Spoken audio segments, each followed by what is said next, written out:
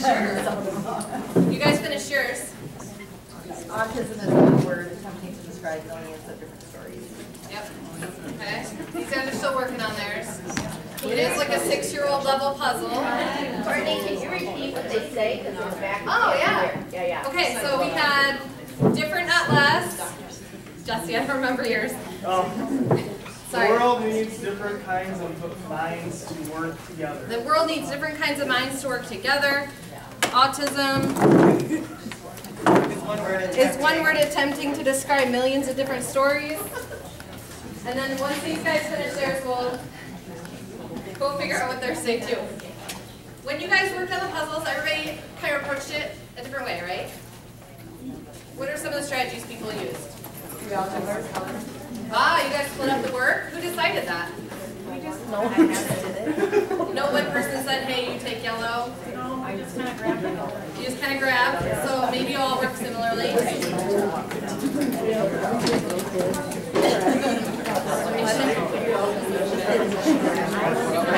How about this group? You guys got yours all together. How did you guys go about it? What was your strategy? By color? Did you all kind of come to that conclusion at the beginning together, or did you individually? You're not sure? So it's very interesting. I can safely assume that the majority of us are typically developing. We don't often think about how we go about doing something, right? Or the why we did it that way. But we all come from different backgrounds, different experiences, and we probably attack puzzles differently, right? I know people who have to do the outside edge first, and then they fill in it. You guys notice the color pattern, so you went with colors. You looked at the words. Good. Yeah. What might match? What was actually on the picture? I kind of like this little activity just because it familiarizes ourselves with some more of the more popular quotes about autism and behavior. But it highlights for me our differences in how we approach a problem, or how we deal with a problem that we have. And our students with autism, their behaviors are basically doing that, right? They have a problem, they want more attention, they want a tangible, they're self-stimulatory, there's something that they want, something they're trying to get, it's a problem, right? And their way of solving it doesn't always turn out as we would expect, being typically developed for the most part, right? So how they go about getting attention might be to come up and hit you in the arm. That's not how we would get attention, that's not what we would expect of our students, but that might be where they're at. So one thing I'll talk about when we look at behaviors for the FBA, always thinking about the function of the behaviors. It's not what they want that is bad. I don't think any one of us would say that a student wanting attention is a bad thing, right? That's how they make it in the world. You draw attention to yourself, you solicit help, you get those things, right? But it's how they're going about getting it, which is the problem for us and them. So instead of hitting, what can we replace that with? And what comes into play there are the skills that are lacking. And that's why we look at FBAs and developing positive behavior plans. So how many of you wrote an FBA last year? Okay, a bunch of you guys. I have helped with some, I've written some with you guys. But my goal today is that you can walk away with an example template of components that are useful to include in an FBA, as well as understanding the importance of why one should be conducted, especially for ASD students, because it's not always done. But if there are elements you should be considering in order to put it in the eval plan or not. Also, to think about creating a positive behavior support plan from those FBAs, because otherwise it's just something that sits in a file and that's it. But the reality is a positive behavior plan really should be coming out of those FBAs, because we're basically saying, yeah, there's a problem and this is the function it's serving. Okay, all done. But it's like recognizing a problem and not fixing it, right? So a positive behavior plan helps provide that fix by specifically addressing the function. And if you have no idea what I'm talking about, you'll learn today. Okay. Did anybody else fit? Nope, still not working on it. Again, six-year-old level. Just kidding. I think they're 48 pieces. Okay. You'll get a bunch of papers today. You picked up some to start with. The first one is the slideshow. The second is the example of the FBA, which we'll kind of refer to throughout. So try to follow along in that. And then the third thing you picked up is kind of a what you may need when conducting an FBA. It's a single sheet. Did everybody get all three of those? Okay. There'll be more coming, so don't feel. I hope you don't feel too overwhelmed with the amount of paper and things that you get. All of these resources, including any videos I showed today and slides, will all be available to you guys via, I don't know if they're on the links sheet that's being passed out later, or there is an electronic way to get to all of that. With that. Yeah, so it should be on there. I put everything on there. It should be available. So contact me if there's an issue and I can fix it. All right, what's your goal? It says behavior is communication, change the environment, and behavior will change. Behavior is communication. Change the environment and behaviors will change. That's what ours says.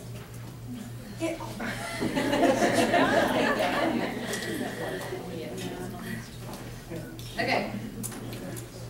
So starting kind of with your FBA,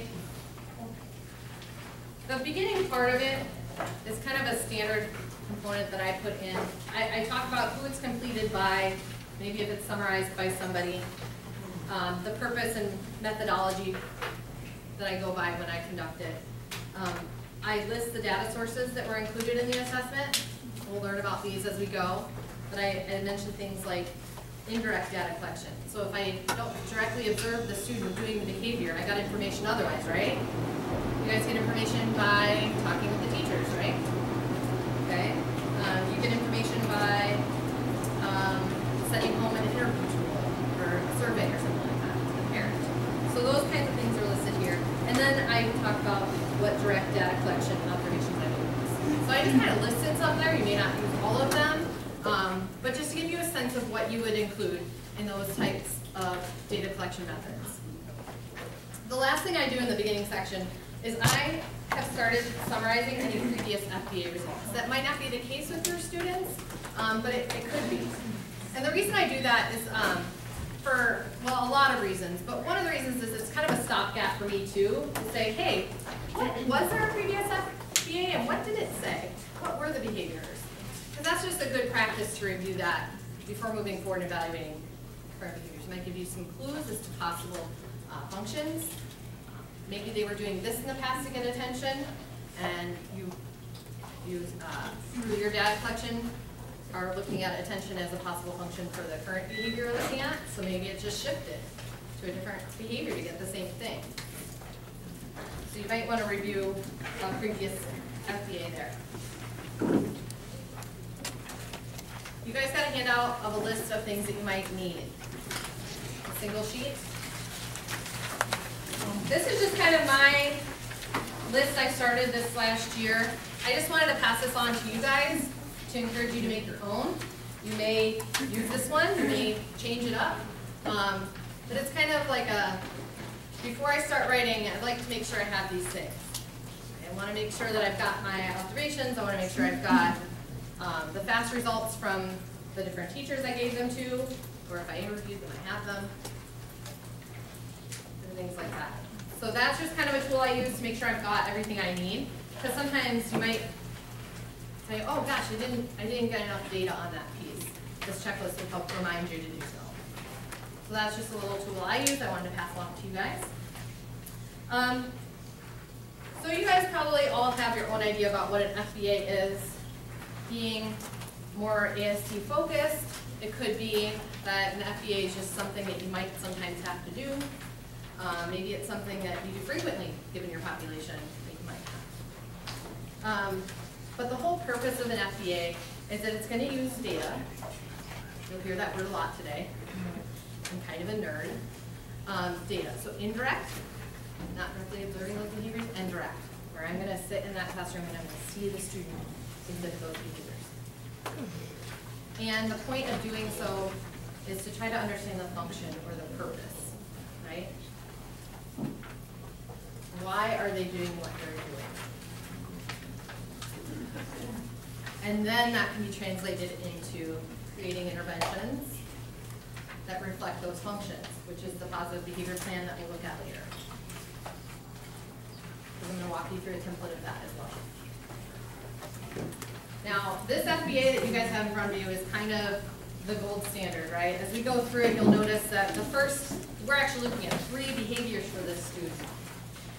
And the first one, I kind of filled things out for you. The second 2, just so you can see the format that I like to use. And as we go through the slides, I'll direct your attention back to this document, okay? Questions so far? Who's excited? Nobody? Yeah! Who's from Princeton? Woo! All right. Ogilvy. Woohoo. I did see somebody from Isle. A couple. Isle, all right. And who else did I work with? Malacca? All right. Sorry about the other districts. I don't work with you guys as much. We're at all. You're going to acknowledge?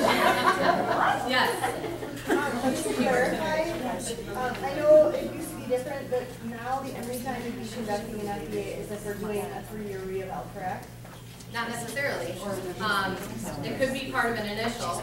Well, but if You we need went to to- reevaluate. It could be the You need reason to do for a initial. comprehensive reeval anytime you do an FBA. Right, okay. I just Yeah. wanted to clarify that, because we're kind of talking, it feels like we're talking about it as a standalone, but it really. Nope, It's it not. can't be, so, yeah. Okay, just At this wanted point, to- it can't be. Thanks. Yep, but you can take these same principles today about FBA and determining function and behavior and think of it on a small scale without doing a full evaluation. If you have a particular behavior of a student that you're trying to work with, it's not such a bad idea to mentally go through this process or to collect some behavior data and to think about it in terms of the function. To help you better prepare some sort of intervention for them. But yes, the majority of what we talk about is kind of the big FBA, which is part of an eval or re-eval. And the decision to do so is something that you guys probably tackle on every evaluation. Should we incorporate this or not? And that depends on, are you seeing behaviors? And when we say behaviors, what does that always mean? Are they slugging the teacher every day? You probably are wanting to put that FBA in there. But there's other types of behaviors that students with ASD are going to exhibit that an FBA could still be useful for. Right? Rebecca and Lynn, could you give us some examples off the top of your head of some times where it might not be readily apparent that an FBA is needed? What types of behaviors do you see in the world that might be?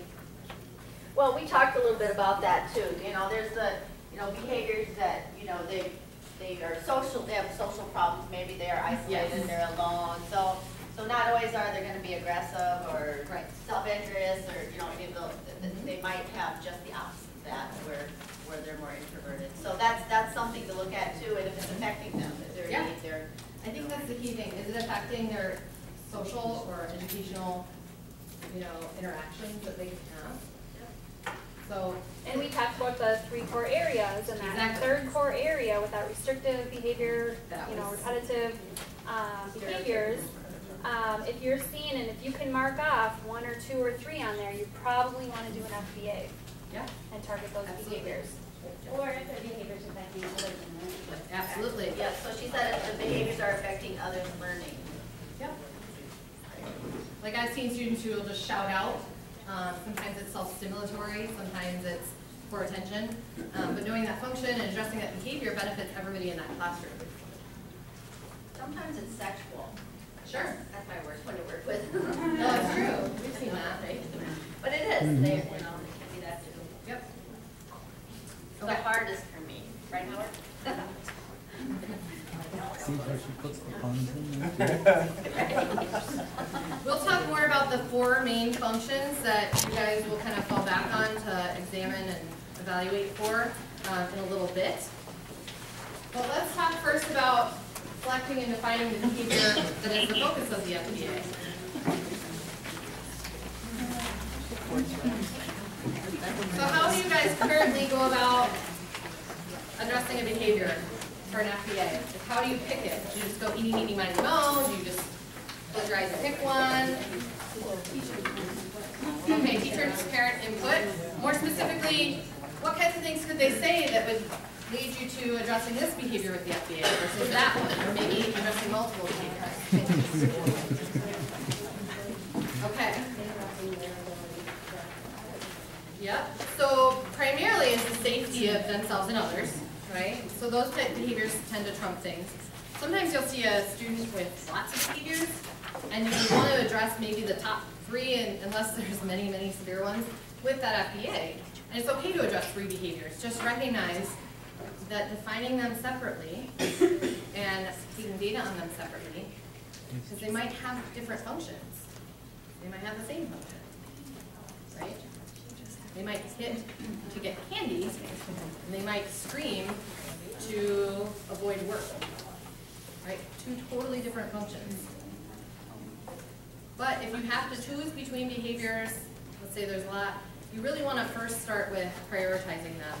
Is this self-harm? Is this harming others' well-being? Okay?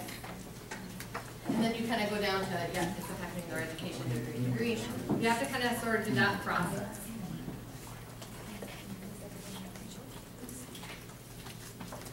I am going to play. Courtney, I'm gonna back up. There's some people that don't have the selecting, defining, and labeling. Oh, that's a handout that's coming out just right now. It was Roz. So they're working on this. You need one? Yep, it's coming. The slides or the selecting, defining. So that document that was passed out, the selecting, defining, labeling behaviors, is something I put together just as a resource to hand out to people, as this is some more information about why you would select those behaviors. How do you go about creating a definition for that behavior? And how do you find a label for it? And the label piece is a little bit, related to the actual behavior itself. It's kind of specific to each case. Depends if you have a cluster of behaviors that serve the same function or you have distinct ones. The important thing about the label is that you don't want to say attention seeking. Because what is that proposing? Well, not necessarily.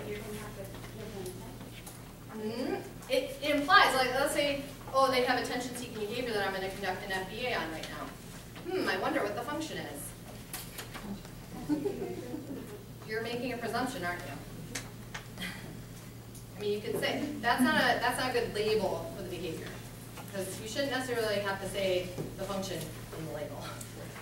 Because that's the whole point of the FBA. What is it that they're doing? They're flipping desks.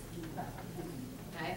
So are they doing other physical things that are related to that? Is physical aggression a good label? Things like that. So coming up with that label can be a little tricky, but trying to stay away from labeling it as the function name, trying to stay away from assuming you know why they're doing it at that point, because in the FBA process you don't. It could be because they like to hear the noise of the desk flying across the hall. Exactly. Exactly. Could be. All right, a while back, had created a few instructional videos to go along with this presentation. So I'm going to play, there's 4 of them today that I'm going to play for you. They're 3 minutes long or so. But they'll go into more detail about some of this. And that's all I want to say about it. So let's bring this first one up. So this is my assistant, me. Ooh, that's not very big. Any ideas how to make this bigger? Okay. Welcome to FBA Instruction. There it is. Thank you. That was really loud. You don't need to hear me that loud. She's almost as smart as everyone. We're going to be examining what an operational definition is. An operational definition includes a label. It's a basic label for behavior such as off task or out of place or talking out. And it also includes topography, which is a description of how the behavior is performed in observable terms. So for off task, the example might be the operational definition, or the topography of engagement in non-classroom activities and assignments and not turning in work. You could also include other specific examples alongside a topography, including student is dismantling a pen, they're untying and retying their shoes, they are distracting peers by talking to them. And you can also include non-examples, such as maybe they're dismantling a pen, but they're also reading that assigned book that they're supposed to be doing. So including non-examples helps the observer kind of delineate between what it is they should be recording and not recording. When thinking about what makes a really good operational definition, there's a couple of guidelines you should follow. The first is that the operational definition should be objective. We want to be thinking in observable terms rather than perceived or inferred feelings or functions of the behaviors. So we want it to be the case that when somebody else is using this definition to look for behavior, they know exactly what they're looking for. So we want an observable objective like talking out versus attention-seeking behaviors or expressing anger, which maybe address more of a perceived function or an inferred feeling. You also want that operational definition to be very clear, so that that somebody who's not familiar with either the student or the behavior should be able to understand what it is that they're looking for. And it should also be complete. All possibilities should be accounted for. As we talked about on the last slide, including examples and non-examples is very helpful. When you have a really great operational definition, it enables the user to obtain complete information regarding the occurrence and non-occurrences of behaviors. It increases the accuracy of the data collection, and when you have accurate data, you're able to really determine if a program is now effective. If you're measuring, for example, off-task behavior, and everybody who measures it knows exactly what they're looking for, and they're looking for the same thing, because your operational definition is very clear and very complete and it's objective, then everybody is going to be measuring it the same way before and after you implement your program. So we know the program is working because of the intervention, not necessarily because people are rating the behavior differently because they don't understand the operational definition. Okay, so if you think about it, the definition is a really important starting point. It affects everything else. So having clear, objective, concise definition of what the behavior is you're going to collect data on helps you, right? So imagine you're at a baseball game and you're keeping stats for the batter. So if they swing and miss, a strike, you put a mark in a strike. We all know what a strike is. We all know what a foul ball is. We all know what a home run is, right? So if you're keeping those stats, we all have a fairly common definition of what those things are. Nuances come up occasionally, right? If there's like a pop-up in the infield that then goes foul or something like that. But we're all fairly, well, pretty much on the same page about that, right? Using our baseball analogy. Okay. When it comes to behaviors, we're not always on the same page, especially because kids are all so different, right? We had a quote about how different everybody is.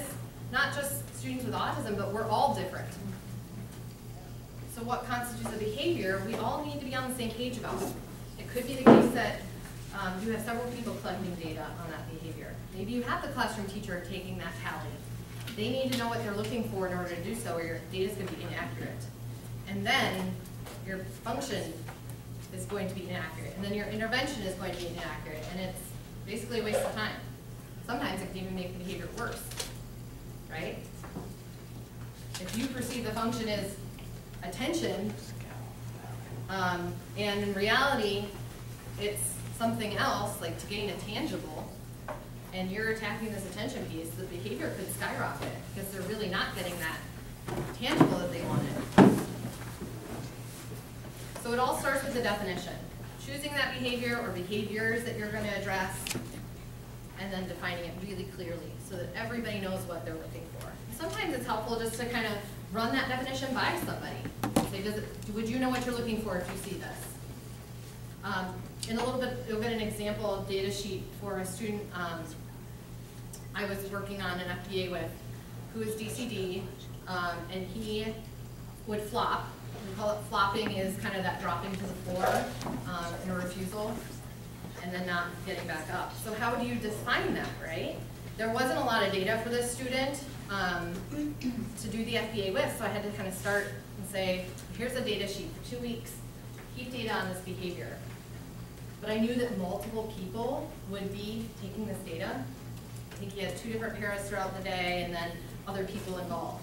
So everybody needed to be on the same page. So on the data sheet, I actually put the definition. And the definition of flopping, we'll see later, was something like, you know, when, or maybe I even used it as in our FBA here, moving from a standing position to floor without being told to do so, that is not part of a typical routine, and not returning to standing position when told to do so. Sounds kind of specific, doesn't it? So it gets specific enough that everybody knows what they're looking for. Okay, because sometimes kids his age, he was elementary school, would get on the floor to go and play with a puzzle, right? I don't want that marked as flopping. Even if he's ignoring you to tell him that we're moving on, he's not flopping necessarily. He's engaged in something else. That changes things. The video talked about the difference between topography and function. Function is the why. Why are they doing what they're doing? What does it serve them? They're doing it for a reason. Topography is more of those examples. What does it look like?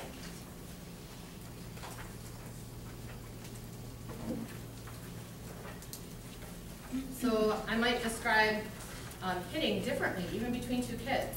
We have a student who is at Rum River North who would squat like this. Processing speed was really slow, and you just get this swat. But occasionally he'd make contact, right? So his definition of hitting staff might look a little different than another kid who really winds up and gives it everything he's got, right? So I keep going back to being specific to the student. Also, the absence of a behavior is not a behavior. Think about that for a second. An absence of a behavior is not a behavior. So they're not turning in their homework. Is that a behavior? No. Can a dead man not turn in his homework? Yes. So if it doesn't pass the dead man test, in other words, if a dead man can do it, then it's not a behavior.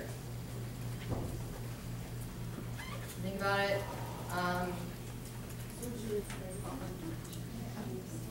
Well, what would you guys do?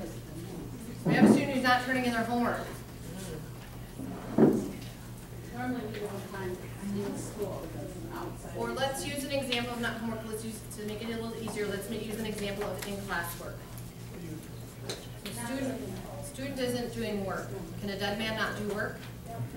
Right. Okay. Sometimes there's active, sometimes there's passive refusal though, right? What is it that the student is doing instead of the work? Sleeping. Sleeping, talking with friends, playing with something in their folder. I had a student taking apart pens, right? So here's the thing is that they are doing something, right? So unless they're dead, they're doing something. And in that case, with the pen situation, the student was trying to escape the work. So yes, they're not completing the work. That's not our behavior that we're focusing on. We're focusing on the passive work refusal. So engaging in other tasks that distract and take away from the work time that they should be working on as directed by the teacher. So always trying to state the behavior in terms of what is actually happening and avoiding that talking about behaviors you're not seeing. Behaviors that a non-behavior is not a behavior. Absence is another one that I get a lot of times. They don't come to school. Well, a dead man can also not come to school. And that's a tricky one. And in those cases, just call them. That's a little, it gets a little yucky after that. Or your behavior analysis included. Let's see, I addressed everything I wanted to. So you guys have You're selecting, labeling, defining behaviors, worksheet I gave you. What I want us to do is watch this video of a behavior, and then you're all gonna work on, you know, you guys can do this at your tables, like with the people at your table, to create a definition for the behavior that you see. So pick a behavior that you see and write a definition for it, okay? Forget how long this one is. I think it's, we won't watch the whole thing. Pick a behavior. And this is something we'll revisit actually as we go for practice. So first step, just watch. Try to identify a behavior of concern. Brainstorm how you would define it, and then collaborate with your people next to you. Thanks so much for coming into class calmly and in control. Casey, I said you're ready. Love it. You've got your items on your desk. That's great. Fiva, thank you so much for coming in. I'm excited to get rocking and rolling today. So we are going to be doing a couple of different things today. First, we're going to start with, we're doing a little drop everything and read. Casey, are you familiar with that? No, drop everything and read. Means that we are just going to read quietly for about 10 minutes. And then we are going to play Spit in the Ocean, which we've played and is very fun. And lastly, we will play The Wind in His Blue. And all on-task students who are in place and doing what they need to do are going to participate in these really fun activities. I'm just really, really excited. So first things first, why don't you go find a book from the bookshelf and we can get going. Great. Fiva, thank you for being in place. If you would like to, you can come and get a book from the bookshelf. If that's a book that you would like, that would be fine too. Right, which one did you find? That's a great one.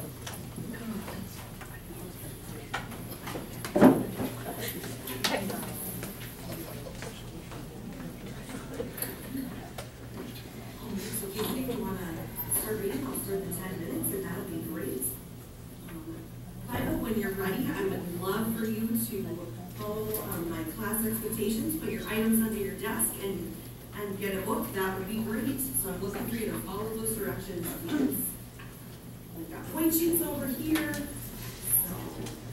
Rise tickets to earn, so that is lots of good things happening. I'm going to go ahead and give you a rise ticket right now because you are in place and on task.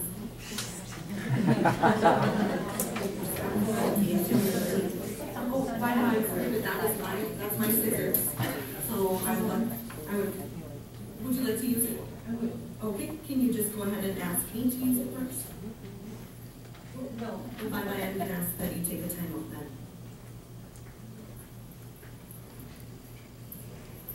Good. So right now your expectation is to be in the timeout class, that is your in place. Okay. So at your tables, try to label that behavior, try to define it.